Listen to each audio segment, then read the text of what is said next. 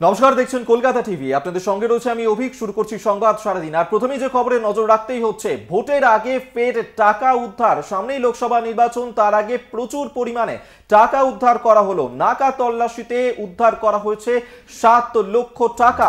হ্যাঁ, কোলাঘাটের কাছে, কোলাঘাটের জাতীয় সড়কের ঘটনা, সেখানেই এই 7 লক্ষ টাকা উদ্ধার করা হয়েছে।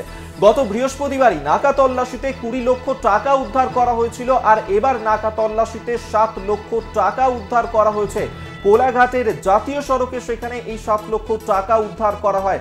আপনাদেরকে জানিয়ে রাখবো যে সামনেই লোকসভা নির্বাচন রয়েছে, সেই লোকসভা নির্বাচনের আগেই ফের একবার টাকা উদ্ধারের ঘটনা ঘটলো, যেখানে বিপুল পরিমাণ টাকা উদ্ধার করা হয়েছে। এর আগেও আমরা দেখেছিলাম যে 20 লক্ষ টাকা সেখানে উদ্ধার করা হয়েছিল। এবার কোলাঘাট জাতীয় সড়কের কাছে সেখানেই নাকা তল্লাশি করা হয়, এবং সেই নাকা তল্লাশিতেই উদ্ধার করা হলো 7 লক্ষ টাকা।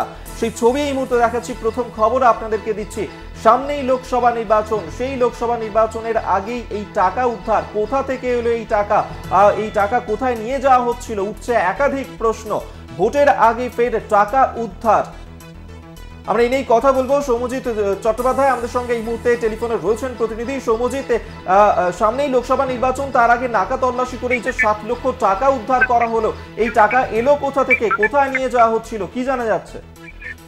দেখো অভিক, এখন অব্দি যেটা জানা যাচ্ছে যে গতকাল রাত্রি ঠিক 10টা নাগাদ পূর্ব মেদিনীপুরের যে কোলাঘাট রয়েছে 16 নম্বর জাতীয় সড়ক, সেখানে কিন্তু নাকা চেকিং চলছিল, এবং নাকা চেকিং চলাকালীন একটি লাল রঙের প্রাইভেট কার থেকে এই টাকাটা পাওয়া যায়। এবং ঘটনাস্থলেই কিন্তু কোলাঘাট থানার পুলিশ ভিডিওকে খবর দেয়, এবং কোলাঘাট থানার ভিডিও যিনি রয়েছেন অর্ঘ ঘোষ, তিনিও ঘটনাস্থলে পৌঁছন।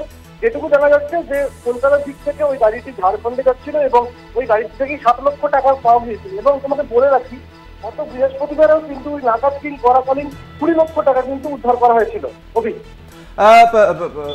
সৌম্যজিৎ, এই যে যারা গাড়ির মধ্যে এই টাকাগুলো নিয়ে যাচ্ছিল, তাদেরকে জিজ্ঞাসাবাদ করে কি কোনো তথ্য এখনো পর্যন্ত উঠে এসেছে যে এই টাকা এলো কোথা থেকে? না, দেখো এখন অব্দি কিন্তু তাদেরকে জিজ্ঞাসাবাদ করা হয়েছিল, গতকাল জিজ্ঞাসাবাদ করা হয়, তারা কিন্তু কোনো সদস্য দিতে পারেনি। পুরো টাকাটাই কিন্তু বাজেয়াপ্ত করা হয়েছিল। এবং গত বৃহস্পতিবারেও একই সূত্র দিয়ে দেখা গিয়েছিল যে টাকা কোনো সদস্য দিতে পারেনি। যারা টাকা নিয়ে যাচ্ছিল তারা কিন্তু কোনো সদস্য না দিতে পারে, পুরো টাকাটাই কিন্তু ইনকাম ট্যাক্স বাজেয়াপ্ত করে। ধন্যবাদ তোমায়, সৌম্যজিৎ চট্টোপাধ্যায় আমাদের সঙ্গে টেলিফোনে ছিলেন প্রতিনিধি।